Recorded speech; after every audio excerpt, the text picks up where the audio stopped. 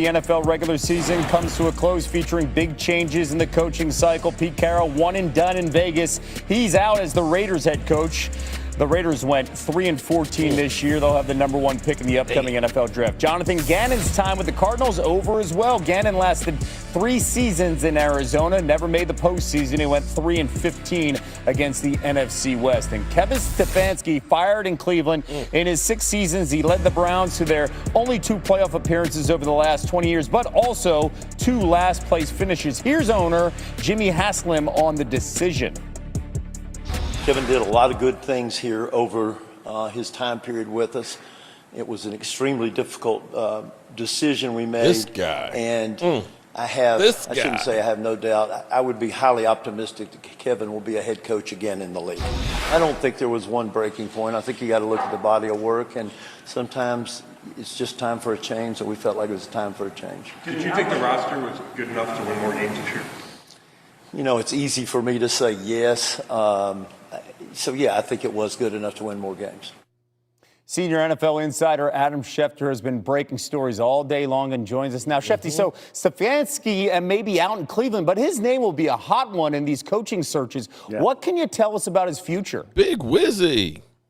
Already is a hot name, Kevin, and he is planning to speak with the Giants, the Falcons, the Titans about each of their head coaching vacancies. It didn't take those teams long to reach out to try to arrange interviews with Kevin Stefanski on the same day that he was officially let go by the Cleveland Browns. He moves on from them.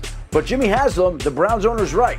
He can see him as a head coach, and it looks like Stefanski is going to be one of the top candidates in this head coaching cycle. It looks like he might not have to wait long for his next opportunity, and he's free to meet with these teams right now, whereas other coaches under contract with teams cannot meet face-to-face until January 19th. Stefanski can start taking head-to-head interviews right now, and that is expected to be the case. I mentioned earlier that the Raiders, they fired Pete Carroll after 1 season. They have the number 1 pick in the upcoming draft. The Jets, they pick 2nd. What's the future look like for Aaron Glenn after his first season? The Jets have stood squarely behind Aaron Glenn, despite the fact that this organization struggled down the stretch, was outscored by 107 points in the month of December, became the first team in NFL history not to intercept a single pass in the course of a whole season. Now, they do have a lot of cap space. They do have added draft picks. They do have the 2nd overall pick, as you mentioned. But right now, it's a situation where they're going to stand behind Aaron Glenn, and he's going to keep his job. And in Miami, Mike McDaniel right now is safe, still on shaky ground. We don't know who the Dolphins' new general manager is going to be. He's going to have a say. We don't know ultimately if the Dolphins will keep McDaniel, but for the time being, they are planning on having him, with those plans being subject to change. We also await news from Tampa to see if there's any developments with Todd Bowles. But the sense around the league right now is that he is safe, although we have not heard that from the Buccaneers owners yet. Now, Bowles will meet later this week with owners. There are expected to be some changes made on his staff, but the feeling has been that he has won 3 division titles. He has won a lot of games. Learned in the last 24 hours that even when teams say that a guy may be safe, he's not. He might not be safe. See Raheem Morris last night. Yeah. So, and keep in mind too, after a 6-2 start, the Bucs, they lost 7 of their last 9 games, and with the Falcons winning, the Bucs couldn't make the playoffs. Stand by here, Shefty, because Hannah has much more on another developing story. Hannah, I mean, Kevin, what a way to finish none the of it's regular the season. Cowboys. My bad. That's you asked me about next year, Jameson. Like, I'm so caught up in what just happened tonight. I can't focus on that right now. I just told you. Like, he asked me, "Are you stunned right now?" I'm still trying to process what's going on. Like, I know we lost, but what the like, you know? That's all. By a kicker. A lot of discussion about that, though it's hard after the emotion of a last-second loss like that as we bring Shefty back in. Ravens were the preseason Super Bowl favorite. They had one of the best rosters in all of the NFL. What is next for Harbaugh in Baltimore? Well, Hannah, when a team loses in the way the Ravens did in such disappointing fashion, there's going to be discussions. Kicker. And there are going to be conversations about what is best for both sides. Does John Harbaugh want to stay on? Do the Ravens want to keep him on? We don't know the answers to those questions just yet, other than there'll be organizational meetings just as there are.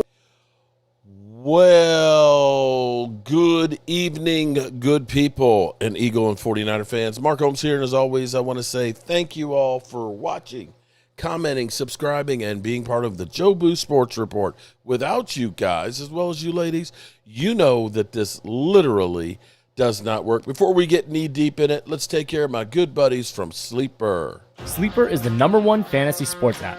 It pays to know sports. Pick more or less on top players. Your first pick is on us, so start winning now.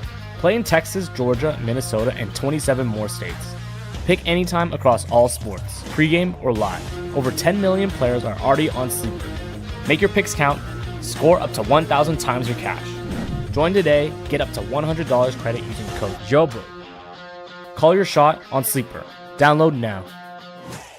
Welcome, everybody, to the off-season, our first live stream since the Dallas Cowboys season ended, sadly, yesterday with a loss to the New York stinking Giants. And I mean, they're stinking.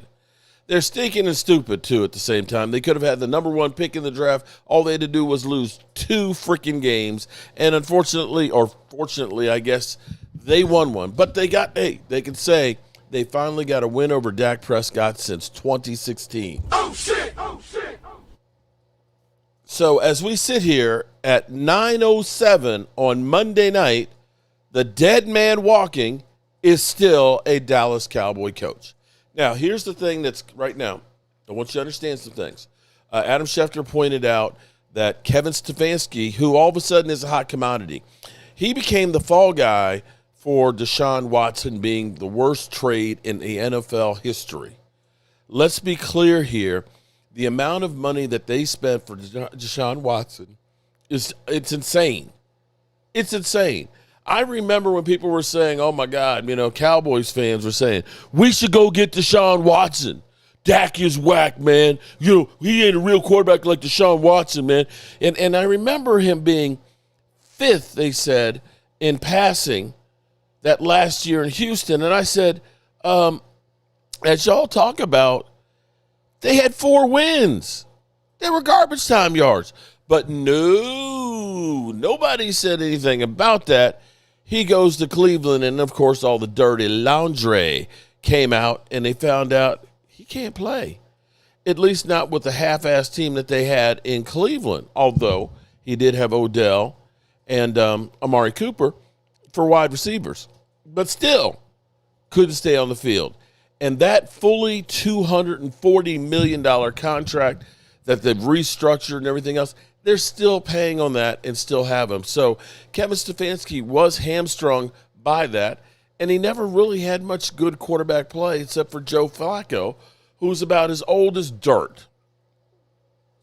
So people are giving him a pass and saying the problems with Cleveland weren't the coach. Now, I got to say, as a coach, I want to do everything I can to win.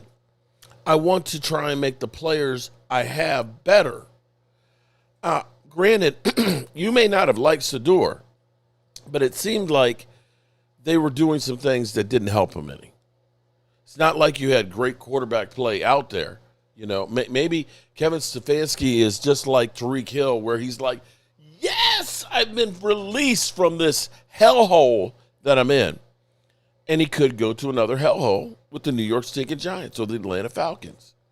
Now, for us as Cowboy fans, see, Kevin Stefanski can talk to anybody right now about their vacancy. He can go fly to New York tomorrow. He can fly to Atlanta tomorrow. Anybody who's looking for a new coach that's not in the playoffs, he can talk to face to face. They can hire him if they want to tonight. Now, we have Brian Flores. Brian Flores, who has been a head coach, who had a Miami Dolphins team that was 5-11 his first year. I believe they were 11-5 the second year and 9-8 the third year. He has almost a 500 record. Unfortunately, the ownership didn't like him. The players loved him. And that last year, they started out like 0-5 and ended up being 9-8.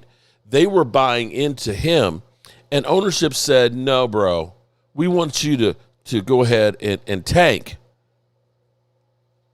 to get a quarterback. And he was like, bro, I don't want to tank, man. We're players. We want to win everything. We want to win games. And so herein lies the lawsuit that's out there that probably will go to arbitration, and they'll probably settle out of court eventually. But it might do the NFL good if he gets a head coaching job. It's kind of hard to say, they're keeping me from being head coach, but I am a head coach.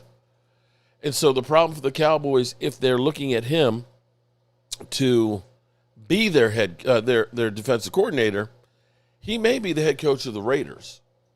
He just may. And I could see him fitting in really well with the Raiders. So he may not be on the table for us. The problem here, now Brian Flores, again, same thing. He is now a free agent because his contract was up with Minnesota. He's free to talk to any of these teams and get an early start. And you see, Atlanta started last night. He was like, we ain't waiting. We're going to bring in Matt Ryan. We're going to let Matt Ryan find our head coach. They started last night. Everybody else started today on Black Monday. The Cowboys, they haven't even gotten the starting line yet. They're doing exit interviews. Listen, you don't need to interview for Matt Eberflus's exit. The Dallas Cowboys gave up 511 points. Let me say again, 511 points. This is like the fourth worst defense ever in the history of the NFL. The worst, fourth worst ever. They gave up 511 points. Now, 2020, we gave up 579.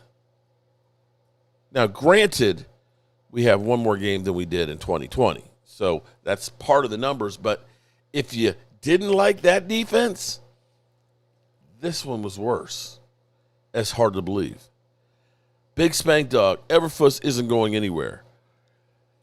Let me say hello to the lovely ladies. Woke Yusuf is in the house. Mr. Mojo's in the house. Hot Wangs? Ew. Hot Wangs. What the hell? We got the lovely and talented Holly Pierce. What's up, Holly? We got Kiana Gibson. What's up? Big Spank Dog, you can't read into anything like that as far as why wasn't he fired today. The Cowboys waited a week to fire Jason Garrett. It ended up being like 10 days before they decided we're going to go ahead and get rid of him. Hell, instead of trading Micah Parsons before the draft, we waited until a week before the season. The Cowboys are slow, bro, in case you didn't know that. Johnny Wayne Casey, what's going on? Logan Motorsports, DMV Gilly, what's going on? Holly, north of the border. Wait, north of the border, I'm trying to understand where you said you want Jason Witten to be your defensive coordinator? What?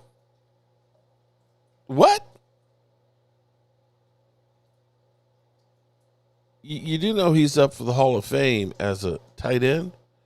He played on the offensive side of the ball? I don't get that one. Some people think that Jerry is waiting for the playoffs to start talking to playoff defensive coordinators like they did with Dan Quinn. But Dirty Sanchez, I have an answer for that. Nick J in the house. Let's see. Alan Williams. Logan Motorsports is in the house. Bride Guy 75. What's going on? Jay Smooth. What's up, Jay Smooth? Who else we got up in here? DC for Life. Gilly, what's going on? As Duden 07. The mentality of the team is he generation. They worry about stats, bonus money too much, and haven't seen a reach Super Bowl in 30 years. This team needs to be pissed. I can agree with you on that one. Nobody wants to play or coach in Dallas. I disagree. Big Spank Dog, the same thing can be said for the Commanders. Bro, you know it's been longer since you've been to a Super Bowl, right? You know that, right? I'm just pointing that out there. Derek Young, History Man, what's going on? Nick J, what's going on? Let's see. Philadelphia, Thomas Garrett, what's up? Greg DK in the house. Jeff Lee. My name is Jeff. Nico in the house. What's up? The Queen Cockroach is here. I think that's it. Damn, I really have gone way back, haven't I? Dallas Cowboy for Life 86. Georgie George. What's going on? Daggone. I really need to get to this sooner, don't I? All right, let's get to it. So, to answer your question about saying that Jerry Jones wants to wait until the playoff team defensive coordinators are available. Well, I got breaking news for you. Da-da-dunt, da-da-dunt. You don't have to wait until tomorrow. I love you. Because the NFL has made some rules. The rules being are, if said team is in the playoffs, don't talk about playoffs, we're Cowboys. If they're in the playoffs, you can talk to potential coaches that you want to hire, not face-to-face, but virtual reality. Starting on Tuesday, January 6th. That's tomorrow, and or Wednesday, January 7th.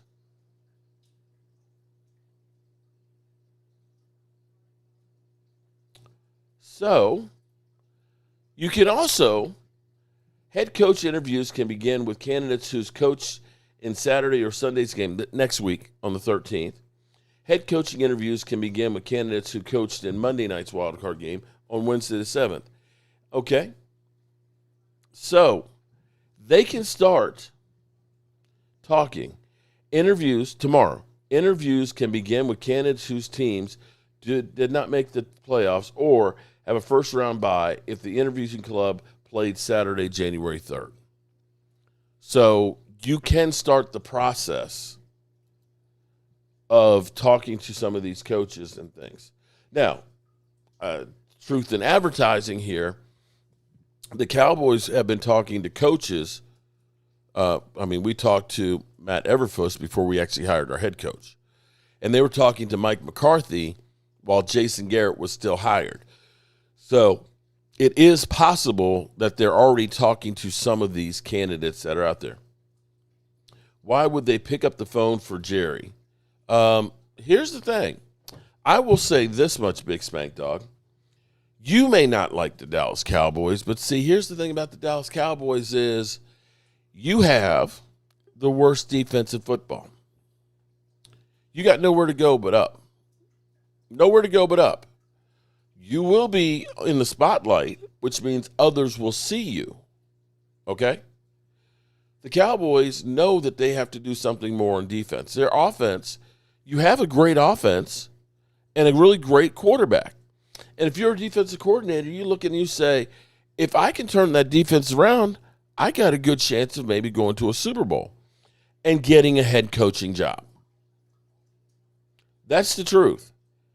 Because if you win in Dallas, look at Dan Quinn. Dan Quinn, same situation. Dan Quinn was looked at the biggest choker. He was considered the biggest choker because his team in Atlanta, up 28-3, lost in the fourth quarter. They lost. They had the biggest meltdown out there.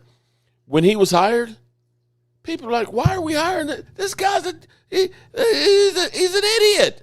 Look what just happened to Atlanta in the Super Bowl. Why are we stopping it? Why are we hiring him? And what did he do? He took the worst defense in football and with smoke and mirrors, he made them credible, and he got a head coaching job in Washington.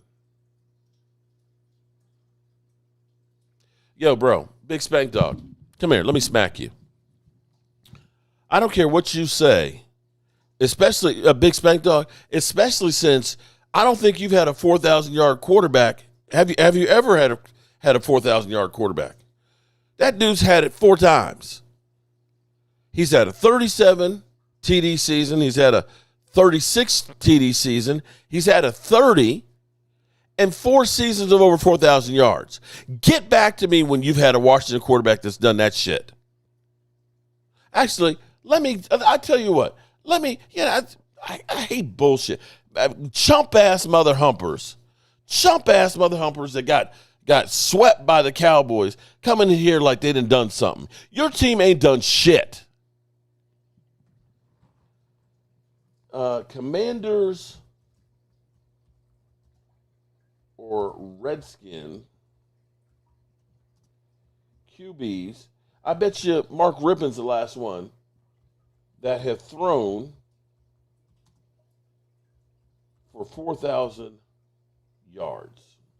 Let's see. I bet you Mark Rippon. Let's see. Oh, no, Kirk Cousins has. Sorry. Kirk Cousins did it 3 times. Jay Schrader and Brad Johnson had 1 each.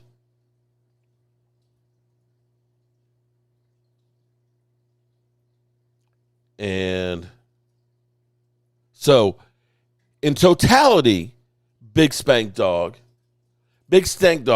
okay? Big Spank Dog, your history of your team has had 5 quarterbacks throw, and one of them had 3 of them, which was Kirk Cousins, throw for 4,000 yards. Dak has done that 4 times since 2019.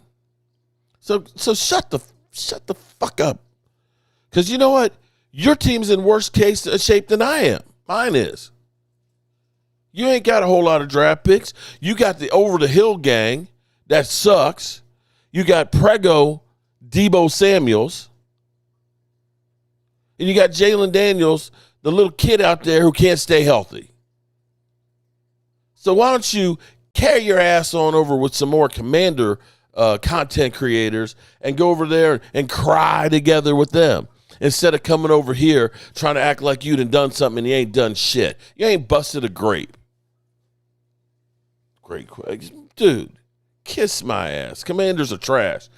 For once, me and Logan Motorsport can agree. Commanders are trash. Commanders fans have no right to talk.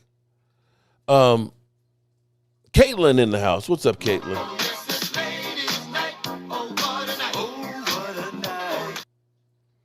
Okay. You know, I know what it is, Big Spank Dog. You're jealous of Dak Prescott. You look at that and say, damn, we had Kirk Cousins, and Dak Prescott owned his ass. We done been through Kirk Cousins. We done been through Alex Smith. We done been through, who was the number 1 pick, unfortunately, passed away with the Steelers. We've been through that guy. We've been through eyebrows,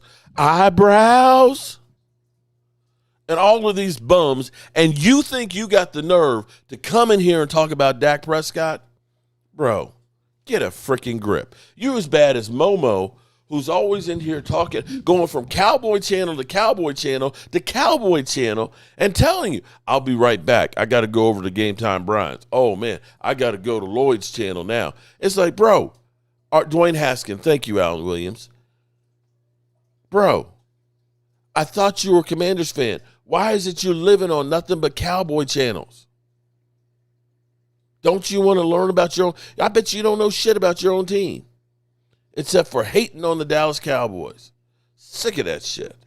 The Commanders are literally full of shit. Laugh out. Old shit at that. They go to the retirement home to get their guys. Fire Jerry Jones. You can't fire a guy that owns the business as much as we'd like to. Can I get back to my regularly scheduled program here without being interrupted by Commanders fans that are wanting? The Commanders have the comfiest couch. Dak. Okay. Cowboys need to hire Jason Witten as their next head coach. You know what? I'll be real with you. Here's my take on Schottenheimer, okay?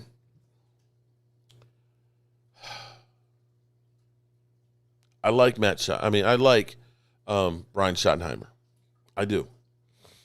I think that the problem, in the same way that Mike McCarthy wasn't a bad coach. He won a Super Bowl. He had to do something to win a Super Bowl. But I think part of the fact that Mike McCarthy had 3 teams that won 12 games in a row. Actually says he ain't a bad coach. But the problem is Jerry and Stephen Jones. When you look at what we have done in the draft in the 2020s, yeah, we got Micah, we got Diggs, we got CD, we got Tyler Smith, we got Tyler Booker. That's 5 players. There's 22 starting positions out there. The rest of the things that we've gotten have not been good. Have not been good. And when the Cowboys go into free agency, they go bargain basement shopping, and they wait till there's nothing really left.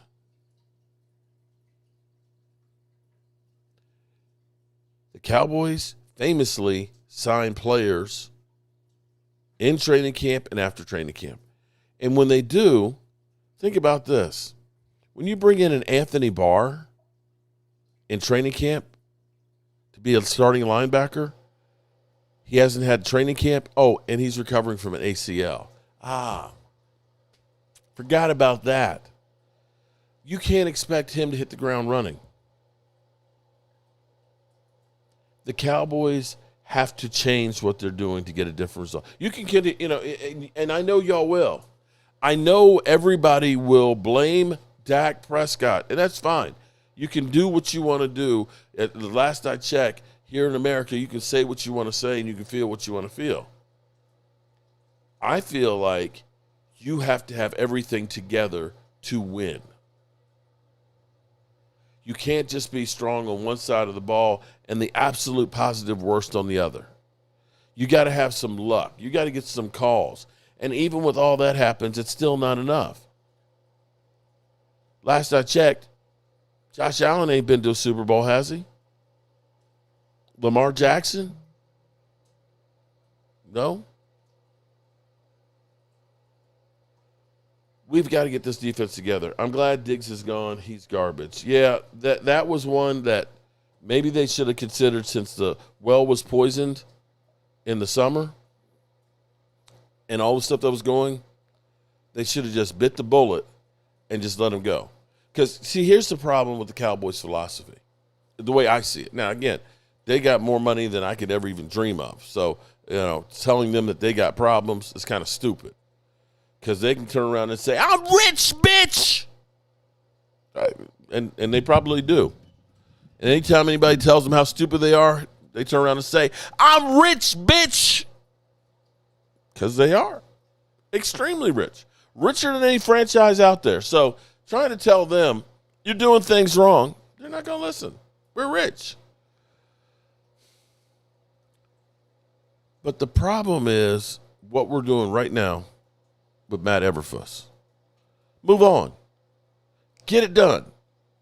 Stop trying to be, a media company disguised as a football team. Handle your business. This didn't work. Send a message to everybody that we are doing things different. By sitting here while everybody else is already firing in the process of getting shit done, grabbing the best candidates available, talking to as many people. Now, Brian Schottenheimer, I think he's a good coach. But they have to stop undermining him. If you're going to have him be your coach, let him coach. Let him sink or swim by his decisions. Don't make the calls for him and then turn around and blame him. Matt Eberflus?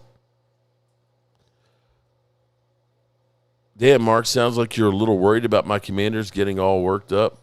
Brand new owner, GM, head coach, staff, quarterback, and new stadium. And you know what, Sean? C. Davey? No, bro.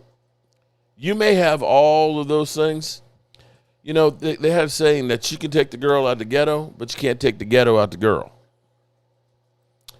You can take the Commanders out of the ghetto over there, but you ain't taking the ghetto loser-ass mentality that they got. New owner, same results, bro. Same results. gone in free agency, signing all these over-the-hill players. That's a Dan Snyder move, bro. That's it. Deebo Samuels, you can chalk up there with the Albert Hainsworths, with the Adam Archulettas, the Deion Sanders. Those are names that bring excitement. And you know what's really, oh my God, this is actually really funny. And I am so glad that I didn't bite for it.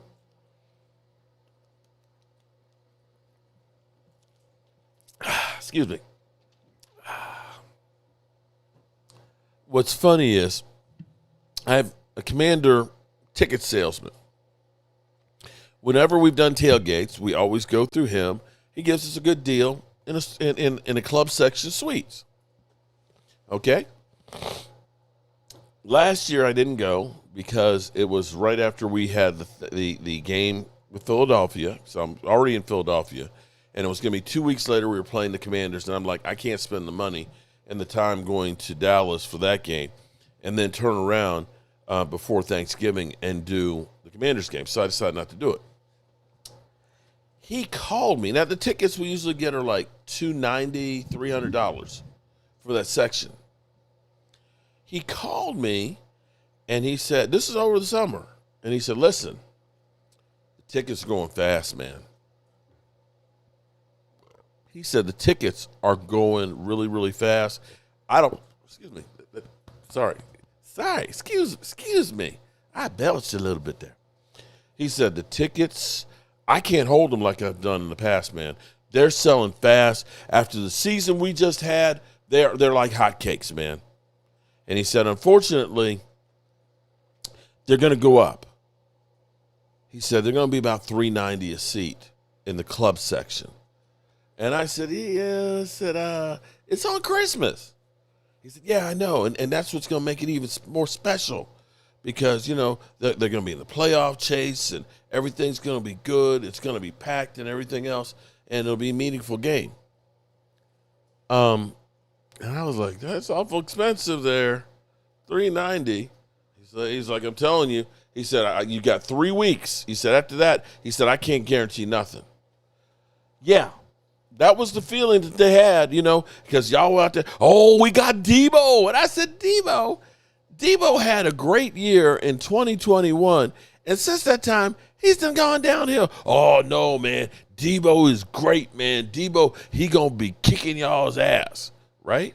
Oh, man. You got my man with the gas mask, weed smoker and stuff, right?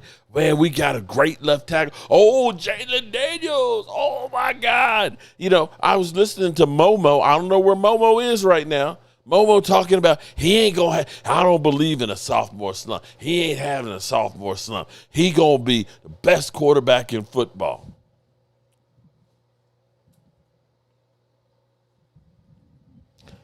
How you like me now? Great show tonight without Momo talking over people. Hey, Logan. Hey, Logan. Can I ask you something, Logan? Can I ask you something? Okay. GT8676. I won't say trade Dak. Mark, you're going to block me tonight? I won't say trade Dak again. What is it with y'all? What is it with y'all? Y'all try to get – see, I think that's what y'all do. Y'all come in here with the goal of getting blocked so then you can go run and say, Mark Holmes blocked me. Is that like a badge of honor? That oh, my God, I got blocked by Mark Holmes. Woohoo. What is wrong with y'all? What is wrong with y'all? Except, right, Tay Cowboys. Shout out to Tay. 7-0. Mark, what is the question? I don't know. These Commander fans, for some reason, Commander fans think that they're good. Dallas 5,005. I don't understand why we're waiting to thank you, Dallas 505 fan, 5005. I'm with you, bro. I'm with you. Why are we waiting to fire Matt Eberflus? You know, well, we really have to think it over. You know, we got to evaluate. We need to sit down and talk to him. No, you don't. We've been the worst freaking defense in the history of football 4th. What are we waiting for? What you need to do is right now, while you have the attention of the fans that are upset, because you know you're going to be selling season tickets soon. You're going to be selling, and you know you're going to go up on the price on them. What you need to do is, hey, we're putting accountability out there. We're firing his ass. And we're hiring a real defensive coordinator. We're going to support him to try and get Cowboy fans to believe in him. Right now, I feel like we're doing the same shit we did last year. Now, on the flip side of this, it's kind of hard to bite the hand that feeds you. But I'm going to bite it. Just like Dan Campbell bites off kneecaps. Because the fact that we're sitting here every day, you know what's going to happen. It's 9:01, and today would be a great day to fire Matt Eberflus. You know you're checking Twitter, you're checking your notifications on my channel and everything else. Has he been fired yet? Has he been fired? So they're going to string that out, which is good for my channel. And then we're going to start the process of trying to find out who's next. You remember when we ended up all of a sudden, we stringed along Mike McCarthy, and we're like, oh, Mike McCarthy's coming back. Mike McCarthy's coming back. And then all of a sudden, boom, Mike McCarthy is not coming back. Oh, shit. And now it was going to be, who's coming in? Who are we going to hire? But all the good ones are gone. Okay, oh, man, who's the candidate? Next thing we start hearing rumors about Brian Schottenheimer. And then we heard not rumors about Brian Schottenheimer, but then we started hearing about Pete Carroll. Thank God. We heard about Dion. We had, Michael Irvin going to bat for Dion. Here's the opportunity to hire, Dion, right? We had all of that conversation about the Cowboys throughout the playoffs. Holly, he don't know how that happened. What happened? Holly, oops.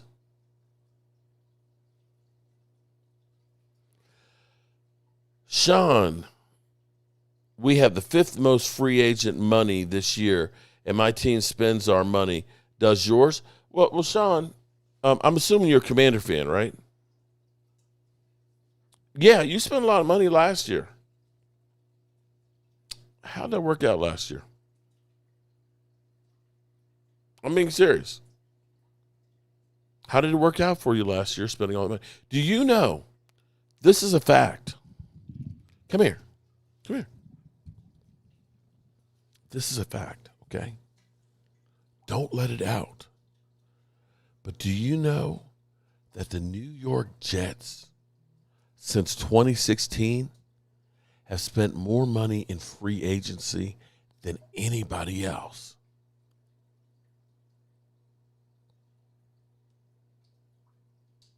Yeah. The New York Jets. How's that working out for them? And Commanders, I have to be honest with you. You guys have some of the biggest free agent contracts in the history of football. And you, I believe, have, of the top 10 worst free agent signings, I believe you got like half of them. Especially that one, Albert Hainsworth, Adam Archuleta, Bruce Smith, Deion Sanders. Should I go on? You had the reputation of you get paid when you go to Washington. They didn't say you win Super Bowls.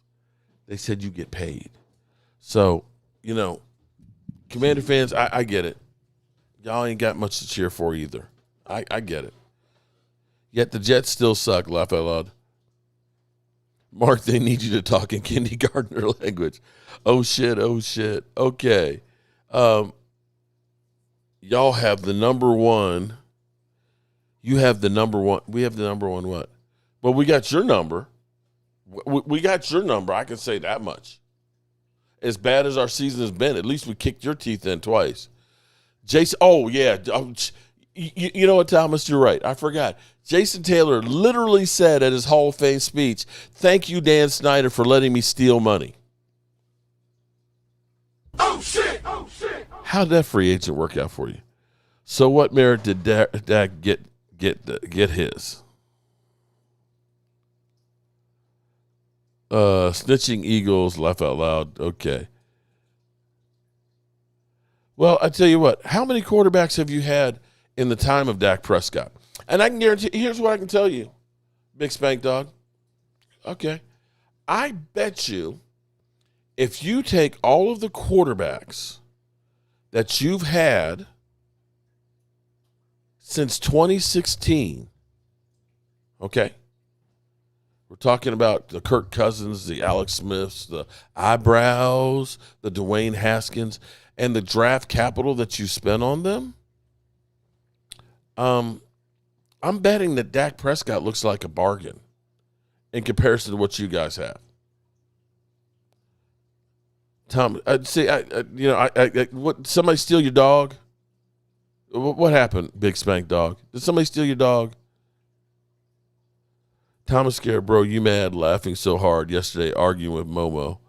I'm an Eagle fan, but Dak hate is annoying. Thank you, Logan Motorsports. Yeah, and have you had a quarterback last more than 2 or 3 years? That's literally throwing more touchdown passes than interceptions. Anyway, I'm going to go ahead and move on. We're both on the couch right now, but our team has a much brighter future, mainly because we don't have Jerry Jones or as our GM. Haha. Well, maybe. Somehow the Cowboys still kind of stay relevant. The problem for Washington is I don't think you have that many draft picks this year, and you've got a lot. You got a lot of holes too. Now we know our defense sucks. We know our defensive coordinator sucks. We need help on our linebacking crew. We need help at edge rushing. We need cornerbacks. We need safeties. I get it. But the Cowboys having 2 number ones can help. And if the Cowboys decide to use the triggers that are there for them, they can get $100 million of cap space. They can actually go ahead and take this team that's an offense. The offense really just needs tweaking of 2 tackles.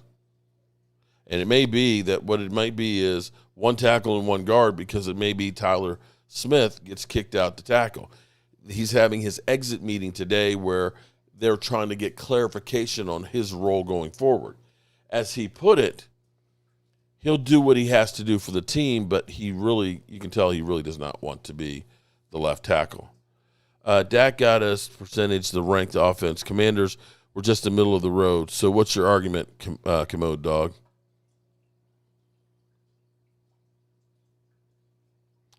Fill the gaps in free agency so we can get best player available. That's always the case that we hope, Dallas 505. I mean, that's what I always look at and say, if we go – here's the thing about it is, if we decide to go ahead and really get serious, because here's what we can do. Right now, today, we're sitting here with $33 million over the cap, which sounds terrible. But Terrence Steele is not going to be part of this organization. Terrence Steele is going to get cut. Making post-June 1st, it's $15 million. If not, it's $12 million. Okay? That gets you to 21. We got 23 in rollover. Okay? So that gets us 2 over before the salary cap goes up. Salary cap, I'm going to say, is going to go up $28 million. That gets you to 30. You can flip the trigger on Dak Prescott alone and get $32 million. You can flip the trigger on CeeDee Lamb and get like $18 million. You can flip a trigger on Quentin Williams. You can flip a trigger on Tyler Smith, on Jake Ferguson. You got so many triggers you can do that you can get over $110 million. Now, will they? Is the question. I can't tell you that one. I can't. If I'm going by past history, the Cowboys, they'll look at it and say, we're just going to draft and we're going to believe in our own guys. But I will say the reality is the Cowboys don't have that much time more with Dak. 2-3 years, and then it's going to definitely start going downhill, diminishing returns. And if I'm Jerry Jones at 83, my dad passed at 86. My father-in-law passed at 86. I'm going to say Jerry Jones and Dak Prescott, they're joined at the hip right now. and you have an offense that's good, if you're not going to go all in now to try and fix this defense, you're never going all in. How does he own the NFC East when the Eagles just won the division? They haven't had back-to-back winner. But y'all not having Jimmy Johnson anymore. That's, Logan, that's the curse of Jimmy Johnson.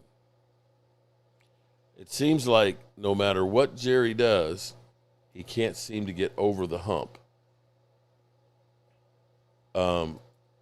past Jimmy Johnson. He just can't. Just can't. I honestly feel like it's a curse. So I do want to talk about one other thing here before I get ready to finish this off. And that is, since we're talking about how bad the Cowboys mess up and everything, let's go back through a little bit of the Eagles and the 49ers. Discrimination in Philadelphia, which, by the way, could be any day of the week ending in Y. But the Eagles decided to hold out their starters and let the chips fall between the 2 and 3 seed. And the chips fell.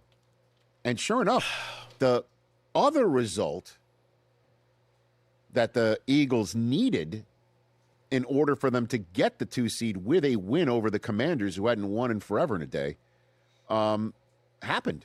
The Lions go into Chicago and beat a Bears team that starts everybody. 2 coaches have different approaches, both lost on Sunday. Who would you rather be? The coach that, had they started everybody, could have gotten a better seed and you lose, and you can go into the playoffs saying, that's not the team that we are. We rested everybody. Or do you want to be the head coach that said, we play people around here. We put it all out there. We almost pulled it out of our orifice again, but we still lost to a Detroit Lions team that didn't make the playoffs and swept us. And you're now saying, we're not that team, even though it kind of looks like you are because you started everybody. And you still wind up the seed that you wanted anyway, which is the 2 seed. Because the difference between the 2 and the 3 seed in the NFC, the 2 seed takes on a Packers team that didn't start anybody at all, from your quarterback to pretty much everybody, lose to Minnesota. But they're also 9-7-1. And, ever since the Packers lost that game to the Bears that they were up 10 points in, with, just a little over 2 minutes to go, they didn't win. And it's the Packers and the Bears. And if you're the 2 seed and you win that game, you get another game at home. The only road game you have to play would be an NFC Championship game unless somebody knocks off the 1 seed. That's where you screw the And if you're the Eagles and you fall to the 3 seed, instead of getting a Packers team that you have had a number against in various hemispheres, instead of them, you get a 49ers team that's coming in. And let's put it this way. If you knock Brock Purdy out of this playoff game, Josh Johnson and Christian McCaffrey running a Wildcat offense is not walking through that door. This is true. So there's a difference. Let's hear what Nick Sirianni had to say after the game, as I'm sure today in Philadelphia, everybody is just spending one more day upset about not putting out the best team on the field in an 18th week to get the best possible seed before they turn a page and focus on a 49ers team coming to town. No, again, you go through your process. You make what you think is the best decision for the football team, and that's what we did. I knew this was an outcome that these things could happen. Like I said to you guys, one thing I could guarantee was giving them rest. I couldn't guarantee anything else. And us being healthy and going into the playoffs healthy is a big deal for us. And, that's served us well in the past. And so, again, I know there'll be debate on that, but again, I have to do what I think's best for the football team moving forward, and that's what I did. Has there been name me another coach in recent memory who's won as much as this guy has, including a Super Bowl as recently as this guy has, to have his process questioned as much as it is? Yeah, well, that's a good point. That's a good point. So him coming out and saying, "Trust the process." By the way, in Philadelphia, maybe choose a different. You know what I mean? Phrase. That we have a process, and we're sticking to it, and that's our process. And trust my process. Trust my process. And that's going over, I'm sure, like the proverbial, what will you say, church-like flatulence. So that's liquid. Oh. Don't forget that part. Yeah, sure. Meanwhile, there's Ben Johnson, whose process is beyond trusted in the city in which he coaches, because the previous processes were so bad and so in question and have been that way for so long that just seeing what we saw from them in NFC North Championship, regardless of result yesterday, starting everybody. No, I did not see only that. To have another See, Davey? 3 No. quarters of mind-numbing offensive inactivity. Suddenly come alive like the Undertaker off the mat or Tim Tebow starting a fourth quarter, only to have that happen again, only to lose to the Lions anyway. Ben Johnson on his process hit it. Ultimately, as you mentioned, this doesn't cost you with seeding. What was your messaging for the guys in there? That we're quickly turning the page here. Everyone's disappointed. I appreciate, like I said, their effort. Some teams, they rest their starters. We don't. Am I part of the process? Football, The process. And, I wish I were part of the process. We felt like it was really important that we were playing our best ball here today, and we didn't get that job done. And so we're quickly turning that page, and now we got a home game coming on up, and there's a way to win this next game, and that's what we're going to be solely focused on. We could go back and forth about this, but at the end of the day, we will not know the answer until next week. Yeah, Eagles, you guys screwed the pooch on that one. I see, going into that game, I thought there was no chance that you could move up. I thought that's where I was like, oh, okay, that makes sense to rest in the starters. But to find out that you could have moved up and all you had to do was beat the Commanders, bro. And that's as bad as San Francisco losing. And see, 49er fans are mad at me because I said you choked. You had right there in your stadium, all you had to do was win. You got a bye week, and then you could have 2 games to the Super Bowl and be at home. And you lost, and you went from 1st to 6? No, 5. Bro, that hurts. Now, boy, time flies, doesn't it? We may have a problem here, and that is Clowney. Clowney, who has come on, especially yesterday, with 3 sacks, 4 tackles for loss. He looked like the guy that people thought he was going to be when he came out. Clowney has never had 10 sacks in a season, never. But he's been consistent, anywhere from 3 to about 9 sacks a season. Last year he had 5. This year he's got 8.5. And when you think about the fact that he didn't get to the Cowboys until after training camp, he came in out of shape and still ended up having 8.5 sacks. You can best believe that people are going to be looking at Clowney to say, yeah, we'd like to sign that guy. And so all of a sudden, his price tag has increased quite a bit from, being like, $2-3 million. I'm just happy to get a job, to now saying I can pick where I want to go.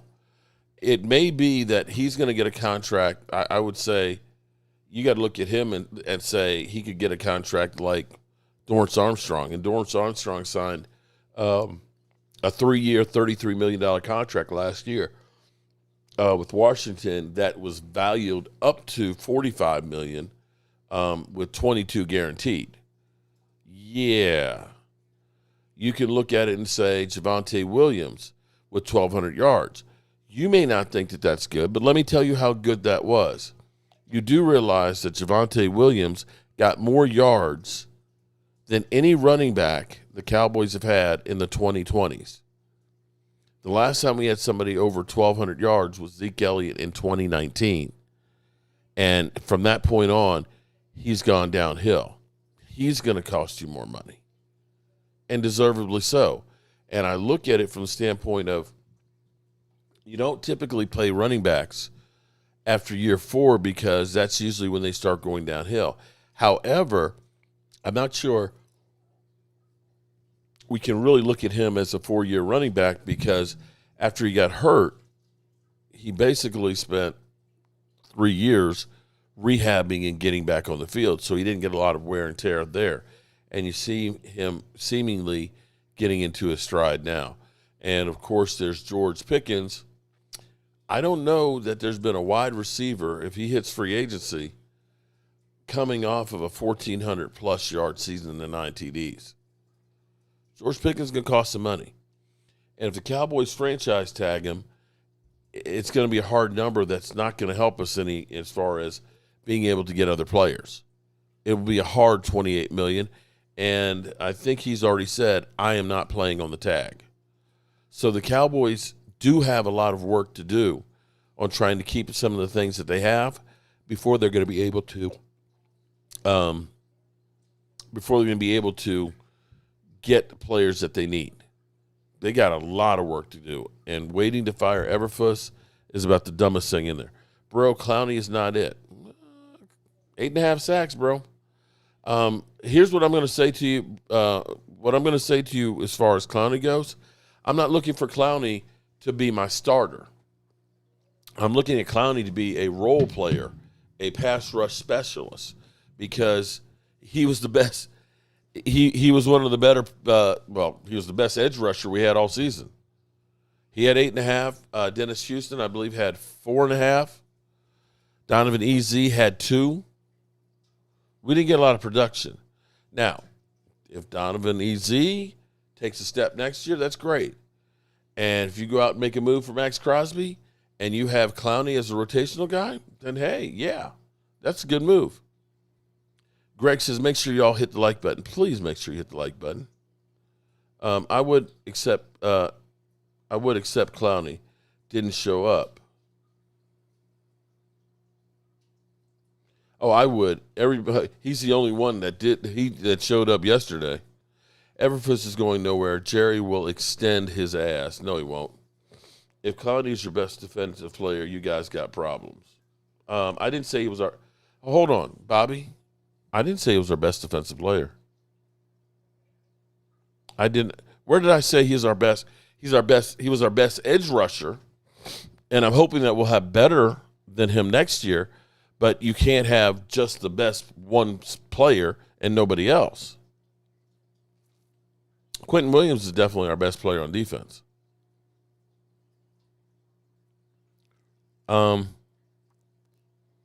Taco Charlton looks pretty good right now.